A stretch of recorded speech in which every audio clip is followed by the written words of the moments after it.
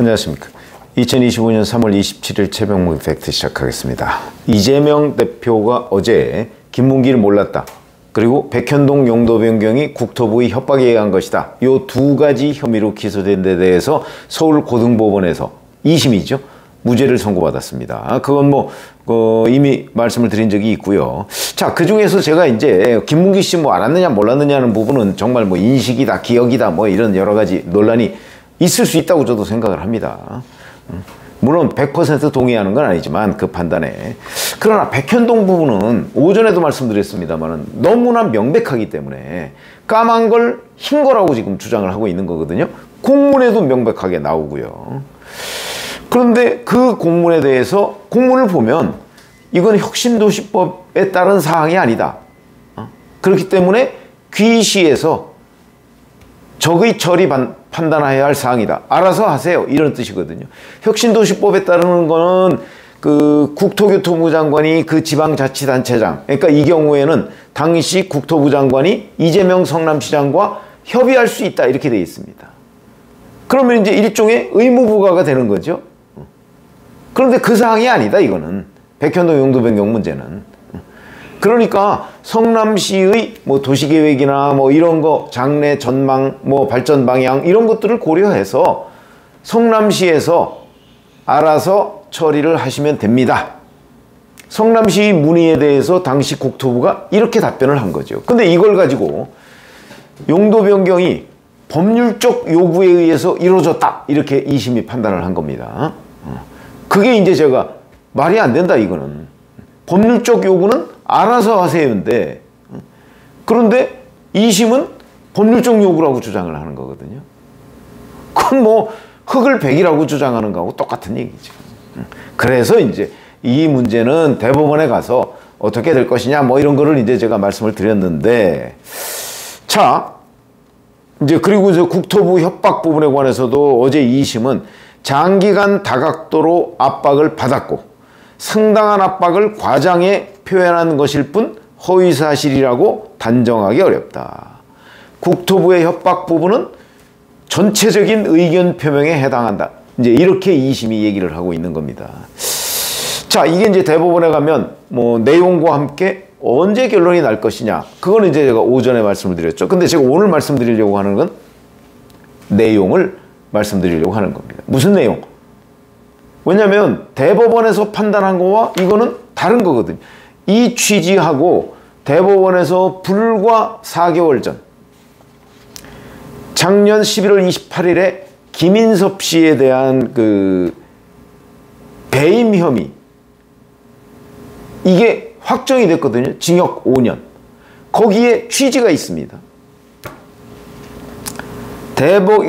이걸 보면 백현동 용도 변경에 관해서 대법원이 용도 변경이 어떻게 이루어졌다 하는 것에 대한 인식을 명확히 드러냈습니다. 자, 그거는 이렇게 돼 있습니다. 우선 1심, 1, 2, 3심이 거의 똑같거든요. 그래서 대법원에서는 대법원 2부, 왜 소부가 있죠? 소부가 3개가 있습니다. 그 2부의 권영준 대법관이 최종 확정 판결을 내린 겁니다. 2부에서 1, 2, 3심이 거의 똑같다고 그랬죠. 그러니까 1심의 판단이 틀린 게 없다. 그렇게 2심도 갖고 그 다음에 3심도 그 판단이 틀린 게 없다. 그래서 확정, 징역 5년 이렇게 돼 있습니다. 근데 1심이 그럼 뭐라고 판단했느냐. 김인섭은 용도 변경, 주거용지 비율 확대, 성남도시개발공사의 사업참여 배제에 관해 성남시 공무원한테 부탁해달라는 이제 시행업자 정바울 아시아디벨로퍼 대표라는 사람으로부터 요청을 받고 정진상한테 여러 차례에 걸쳐 자기 또는 정바울 대표의 뜻에 맞게 처리해달라는 취지의 이야기를 했다. 그 알선의 대가로 74억 5천만 원과 한바식당 사업권을 얻었다. 이렇게 되어 있습니다. 이게 요지입니다. 판결문의 요지. 그리고 2심은 1심과 같다. 3심은 뭐 틀린 게 없다. 이렇게 된 거죠. 그럼 이거를 관통하는 걸 한마디로 얘기를 하면 백현동 용도 변경은 결국은 김인섭 씨의 로비로 이루어졌다. 이거죠. 여기에 뭐 박근혜 정부의 국토부가 뭐 협박을 했다, 압박을 했다, 뭐 법률적으로 요구했다 이런 얘기 전혀 없고 김인섭 씨가 정바울 대표 시행업자의 요청을 받아서 정진상 씨한테 전달을 해서 이걸 관철시켰고 그 대가로 74억 얼마를 받았다. 이게 요지입니다. 그렇죠? 백현동 용도 변경이 이렇게 이루어졌다는 걸 대법원이 확정한 겁니다. 팩트로서 확정한 겁니다. 자, 그러면 대법원이 불과 4개월 전에 확정한 내용, 백현동 용도 변경은 김인섭 로비다. 이거와 다른 내용을 주장하면 그게 허위사실이죠. 그게 거짓말 아닌가요? 그런 내용을 만약에 공표했다. 선거를 앞두고. 그러면 공직선거법상 허위사실 유포가 되는 거죠. 그런데 고등법원은 김인섭 씨 로비에 의한 게 아니고 국토부의 법률상 요구에 따라서 이재명 성남시장이 어쩔 수 없이 해줬다. 이렇게 지금 판단하고 있는 거죠. 완전히 다르죠. 그렇기 때문에 허위사실이 아니다. 완전히 다른 얘기입니다. 자, 그러면 대법원에서 확정한 거와 서울고등법원이 1심은 비슷합니다. 오히려 김인섭 씨의 대법원 확정 판결과 비슷한 취지를 담고 있습니다. 그런데 지금 툭 튄 거는 서울고등법원의 2심 판결만 툭 튄 거거든요. 자, 그러면 대법원은 이 백현동 용도 변경이 어떻게 이루어졌다는 확고한 입장을 가지고 있는데 이거와 다른 판단을 지금 서울고등법원이 했다. 그럼 이게 대법원에 가면 받아들여지겠는가? 아니다. 백현동 용도 변경은 국토부의 법률상 요구에 의해서 된 게 아니고 김인섭의 로비에 의해서 이루어진 것이기 때문에 그래서 법률상 요구에 따라서 이루어졌다는 이재명 피고인의 주장은 허위사실이다. 이렇게 될 가능성이 훨씬 많은 거 아닌가요? 그냥 뭐 상식이죠.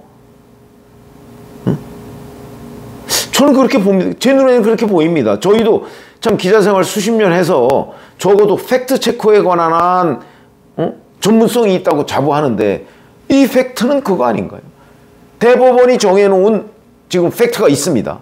백현동 용도 변경 안에서. 근데 그거와 다른 얘기를 하면 거짓말인데 지금 서울고등법원은 거짓말이 아니라고 얘기를 하고 있거든요. 그럼 고등법원과 대법원이 의견이 다르면 대법원이 우선되는 거죠. 그런 점에서 제가 이게 대법원으로 가면 서울고등법원의 어제 주장이 과연 받아들여지겠는가? 그런 의문을 제기해요. 또 법률적으로 뭘 어쩌고 괜히 쉬운 말 어렵게 얘기해서 뭐 어쩌고 할지 모르겠는데 받아들여지겠느냐? 저는 안 받아들여진다고 봅니다. 대법원은 이미 입장이 있죠. 그것도 4개월 전에 정한 입장이 있습니다. 백현동에 관해서. 그거하고 다르면 거짓말이죠. 제가 너무 쉽게 얘기하는 것 같지만 그럼 그거 아닌가요? 상식이죠, 그게. 자, 그렇기 때문에 이제 이렇게 되면 이걸 이제 허위사실이 아니라고 주장을 한 서울고등법원 판결문을 놓고 대법원이 어떻게 할 것이냐. 뭐 파기환송, 뭐 그걸 그냥 확정할 가능성도 뭐 없지는 않죠, 이론상. 그러나 뭐 자기네들이 4개월 전에 확정한 내용과 완전히 다르기 때문에 파기환송을 하거나 아니면 파기자판. 파기자판은 파기환송은 이걸 유죄 취지로 이 부분이 잘못 판단됐으니까 유죄로 다시 해와 이렇게 이제 서울고등법원에 보내는 거고, 파기자판은 뭐 그럴 것까지 우리가 그냥 다 여기서 판단까지 끝내버려 이런 건데, 파기자판은 그렇게 자주 있는 거 아닙니다. 그러면 또 이제 이재명 대표의 선거법정을 일찍 끝내기 위해서 뭐 조희대 대법원이 어떻게 이런 비판을 받을 소지가 있죠.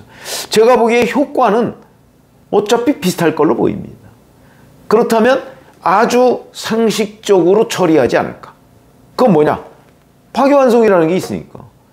파기환송이라니까 있으니까 이 부분은 유죄 취지로 파기환송을 하면 그 다음은 절차에 불과합니다. 무슨 얘기냐면 대법원에서 유죄라고 한 부분을 서울고등법원에서 그대로 반영해서 거기서 유죄 선고를 하고 대법원으로 다시 올려서 대법원에서 이제 자기네들이 시키는 대로 한 거니까 확정하면 되는 겁니다.